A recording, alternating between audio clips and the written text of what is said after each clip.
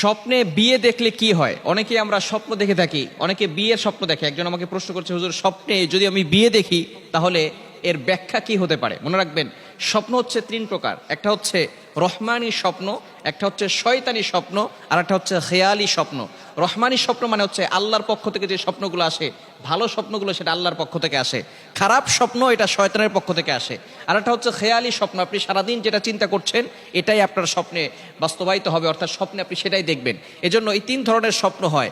বিশেষ করে শেষ রাতে যে স্বপ্নগুলো দেখা হয় এগুলো তার উপরে প্রভাব পড়ার একটা আলামত থাকে। আমরা দিনের বেলা যে স্বপ্ন দেখি তার প্রভাব কিন্তু মানুষের উপরে সাধারণত পড়ে না। ইউসুফ আলাইহিস সালাম সবচেয়ে বড় স্বপ্নের ব্যাখ্যাদাতা ছিলেন, এমনকি আবু বকর সিদ্দিক রাদিয়াল্লাহু তাআলা আনহু স্বপ্নের ব্যাখ্যা দিতে পারতেন। সুতরাং স্বপ্নে যদি আপনি বিয়ে দেখেন তাহলে হতাশ হবেন না, বিশেষ করে এটা কিন্তু ভালো লক্ষণ। তবে স্বপ্ন আপনি কার বিয়ে দেখেছেন, নিজের বিয়ে দেখেছেন নাকি অন্যের বিয়ে দেখেছেন, সেটা আপনাকে যাচাই বাছাই করতে হবে। ভালো করে বুঝেন, যদি কোনো ব্যক্তি নিজের বিয়ের স্বপ্ন দেখে যে সে নিজে বিয়ে করতেছে, তাহলে এর দ্বারা ভয় পাওয়ার কোনো কারণ নাই। আল্লাহ পাক রব্বুল আলামিন অতি শীঘ্রই তাকে সম্পদের মালিক বানাবেন, বলেন সুবহানাল্লাহ। আল্লাহ তাআলা অতি শীঘ্রই তাকে সম্পদের মালিক বানিয়ে দিবেন। এজন্য যদি কেউ নিজের বিয়ে দেখে তাহলে আল্লাহ পাক রব্বুল আলামিন তাকে অতি শীঘ্রই সম্পদের মালিক বানাবেন। কারণ আল্লাহ তাআলা পবিত্র কোরআনুল কারীমের ভিতরে নিজেই বলে দিয়েছেন, সূরাতুন নূরের ভিতরে 18 নম্বর পারার 15 নম্বর পৃষ্ঠায় রয়েছে, ওয়ানকিহুল আয়ামা মিনকুম ওয়াস-সালিহিনা মিন ইবাদিকুম।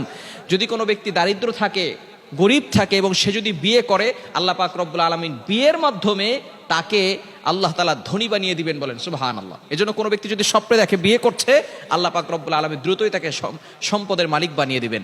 নাম্বার 2, দ্বিতীয় নাম্বার হচ্ছে, যদি কেউ স্বপ্ন দেখে অন্যের বিয়ে হচ্ছে, অর্থাৎ তার কোনো ফ্রেন্ড সার্কেলের বিয়ে হচ্ছে অথবা তার আত্মীয় স্বজনের বিয়ে হচ্ছে, এটা যদি কেউ দেখে তাহলে আল্লাহ পাক রব্বুল আলামিন তার নেক আশা পূরণ করবেন এবং তার সংসারের ভিতরে সুখ শান্তি বৃদ্ধি করে দিবেন। সুবহানাল্লাহ বলতে পারলেন না? অর্থাৎ নিজের স্বপ্ন দেখলে, যে নিজের বিয়ের স্বপ্ন দেখলে আল্লাহ তাআলা তাকে সম্পদের মালিক বানাবেন, এবং অন্যের বিয়ের স্বপ্ন দেখলে আল্লাহ পাক রব্বুল আলামিন তাকেও কিন্তু সুখ শান্তিতে রাখবেন এবং আল্লাহ পাক রব্বুল আলামিন তার নেক আশাগুলো পূরণ করে নেবেন। এজন্য স্বপ্ন দেখলে আমরা হতাশ হব না। তবে যদি আমরা কেউ খারাপ স্বপ্ন দেখি তাহলে আমরা কিছু কাজ করব, কারণ খারাপ স্বপ্ন এটা শয়তানের পক্ষ থেকে আসে। এবং স্বপ্নের কথা কাউকে বলবো না। আমরা অনেক সময় স্বপ্ন মানুষের কাছে ব্যক্ত করি, খবরদার এটা কখনো করবেন না। আপনি যদি খারাপ স্বপ্ন দেখেন, ঘুম ভেঙে যায়, রাতের বেলা উঠে আর সাথে সাথেই আপনি বাম দিকে 3 বার থুতু নিক্ষেপ করবেন। বাম দিকে ফু দিবেন না, 3 বার থুতু নিক্ষেপ করবেন। এবং দ্বিতীয় নাম্বার হচ্ছে আউযু বিল্লাহি মিনাশ শাইতানির রাজিম পড়বেন। তৃতীয় নাম্বার, যেদিকে কাত হয়ে আপনি স্বপ্ন দেখেছেন তার বিপরীত দিক হয়ে ঘুমিয়ে যাবেন। ফর এক্সাম্পল, আপনি ডান দিকে কাত হয়ে স্বপ্ন দেখেছেন, তাহলে আপনি বাম দিকে ফিরে ঘুমিয়ে যাবেন। যদি বাম দিকে স্বপ্ন দেখেন তাহলে আপনি ডান দিক হয়ে ঘুমিয়ে যাবেন। এরপরে এই স্বপ্নের কথা আপনি কাউকে বলবেন না। ভালো করে মনে রাখেন, খারাপ স্বপ্ন দেখলে যদি কোনো হক্কানি আলেম হয় এবং যিনি স্বপ্নের ব্যাখ্যা করতে জানেন তার কাছে বলতে পারেন, এছাড়া আপনি কোনো মানুষের কাছে বলবেন না। কেননা স্বপ্নের ব্যাখ্যা যদি কেউ উল্টাপাল্টা করে ফেলে তাহলে কিন্তু এই স্বপ্নের ব্যাখ্যা আপনার উপরে প্রভাব পড়বে। এজন্য স্বপ্নের কথা কাউকে বলবেন না, ভালো যদি কোনো স্বপ্নের ব্যাখ্যাদাতা পান। এছাড়া আল্লাহ তাআলা আমাদের সকলকে এই বিষয়গুলো বুঝার তৌফিক দান করে।